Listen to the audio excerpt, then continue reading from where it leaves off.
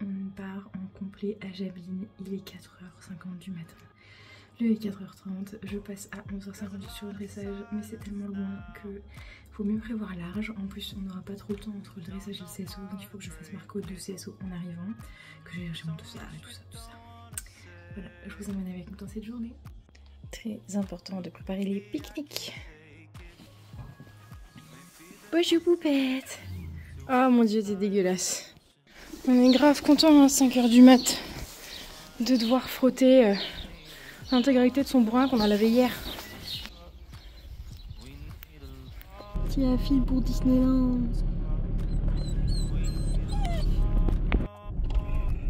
Et purée, c'est quoi, c'est un concours international? Bon, on arrive à Jablines, on va aller chercher les dossards. C'est super grand le truc. J'aime bien te mettre en face de toi. Sur la droite déjà. Et sous tes pieds, pour que tu t'en fonces soit blanc. C'est pas mal. Un 2 bien dessiné. Bien, tout est droit. Ouais, ici se décaler. Alors à partir d'ici, bim, c'est drôle. Attends, au moins 4 foulées, voire 5 droites. Donc là, bien prendre le temps, surtout pas laisser se décaler. Bien droit le milieu. Il y a forte chance pour que tu passes 5 en allant. Je finis le reste de l'arco en petite voix off parce que sinon j'ai peur qu'on me strike à cause de la musique de fond là, parce que bon, on l'entend un peu fort. 5-6 c'était donc une ligne avec entrée Auxerre, sortie verticale en ligne brisée. Je sais plus combien de foulées il y avait exactement et moi j'en ai retapé une petite devant le vertical parce que j'ai pas bien dessiné ma courbe, qu'elle s'est un peu appuyée sur son épaule droite et du coup elle a évasé la courbe pour sauter le 6 beaucoup trop à droite. Ça c'est un peu le défaut qu'on a avec Scarlett, c'est qu'on saute un peu tout à droite. Alors que j'essaie de viser vraiment à gauche pour atterrir au milieu, mais c'est toujours un peu compliqué. Donc j'ai mal dessiné, on s'est pris la barre, c'est de ma faute. Le 7, nous on n'avait plus le double, on avait que l'Auxerre en fait. Ensuite on avait une grande courbe pour aller jusqu'au 8. Tout le parcours tournait à droite quasiment, jusqu'au 8 ou au 8 on tournait à gauche pour sauter le double 9 et le 10 à gauche aussi. Mais sinon tout le reste était à droite, donc c'était un peu bizarre à sauter. Par contre, la piste était super grande, super sympa à monter. Le sol était exceptionnel, franchement, un top concours, un super terrain. Vraiment génial. Donc, dans la courbe du 7 au 8, j'ai eu un peu de mal à récupérer la biche. Du coup, le 8, j'ai eu du mal à la mettre au milieu, comme d'habitude. Du 8 au 9, eh bien, il y avait également une grande courbe, et cette fois-ci, du coup, à gauche. Le 9, il était bien en double, donc c'est le seul double qu'on avait sur le parcours. Et c'était un entrée Auxerre, sortie verticale. Tout ce qu'il y a de plus classique à 2 foulées, qui s'est vraiment fait correctement. J'ai dû un peu relancer parce que j'ai encore un peu merdé dans ma courbe, donc j'ai dû relancer un peu devant. Mais elle est rentrée tout à fait convenablement et elle est sortie convenablement aussi. Les doubles, elles commencent vraiment à se mécaniser, donc ça fait plaisir. Et moi, je commence à arrêter de paniquer aussi, de devoir rentrer dans un double, donc ça va mieux.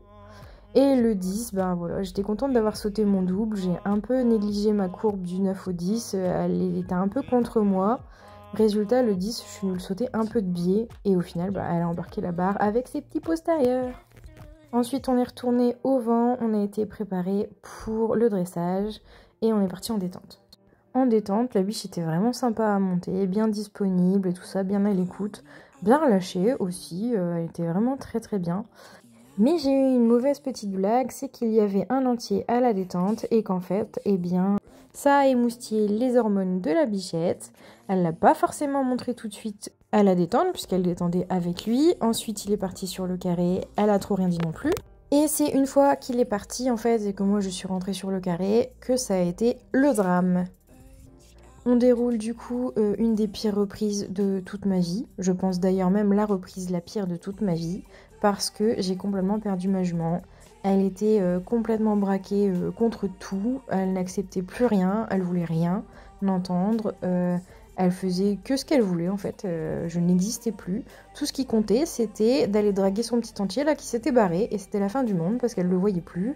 Et voilà. Bon, c'est un peu le petit côté négatif quand on a une jument, hein, forcément, faut s'y attendre. Mais c'est d'autant plus fatigant quand en fait la jument, on la met sous traitement exprès pour soigner ses chaleurs, pour pas qu'elle ait ce genre de problème. Et que malgré tout, bah, il suffit d'un entier dans un paddock de détente pour que tous les efforts partent en fumée.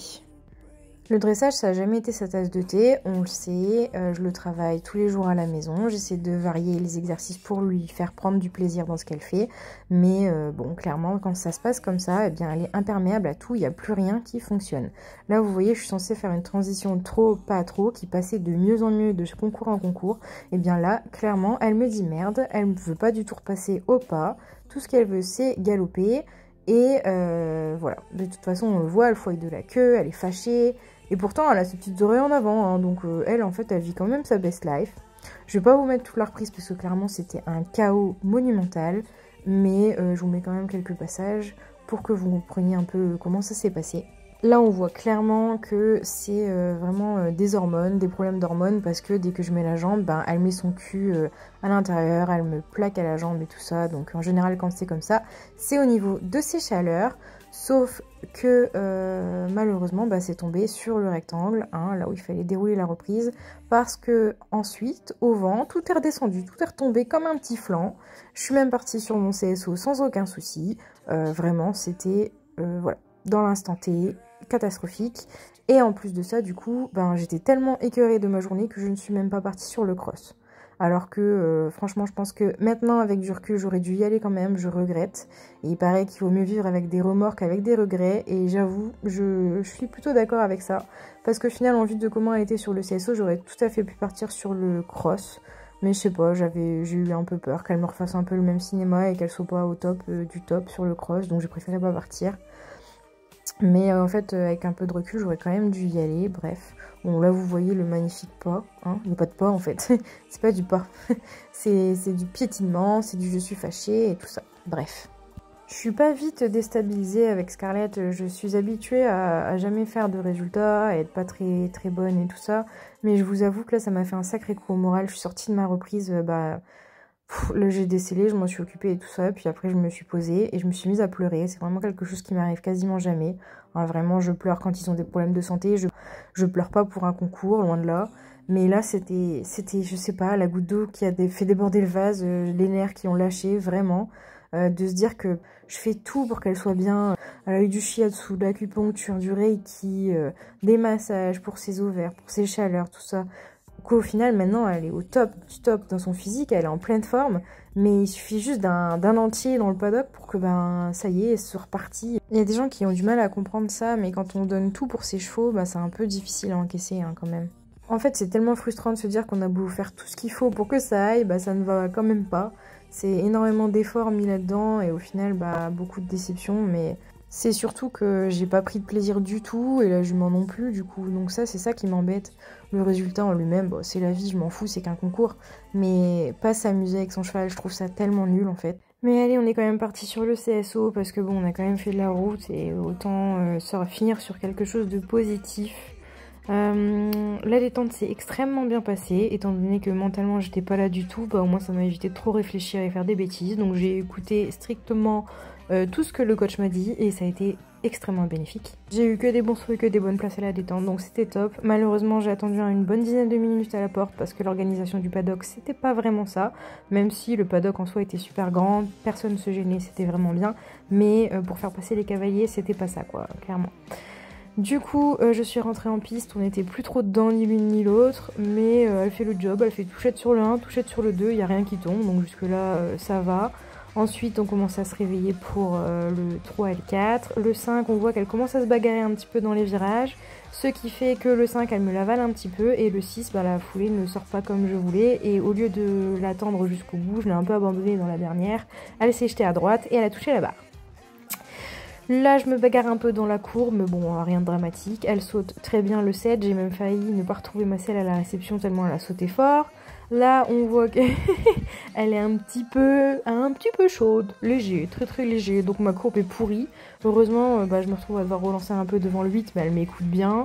Pareil, comme je l'ai un peu lancé sur le 8, pour récupérer, pour aller sauter le double du 9, c'était un peu compliqué, un peu en bagarre.